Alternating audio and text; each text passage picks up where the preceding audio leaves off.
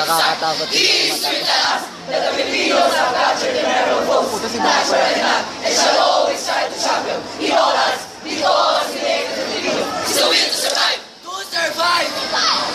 To survive! To survive! It's the will to survive! daunted by the horrible scenes around us, but certainly we were strengthened by our greater faith in God. We have been laughed by many nations in the world, for our sins during disaster.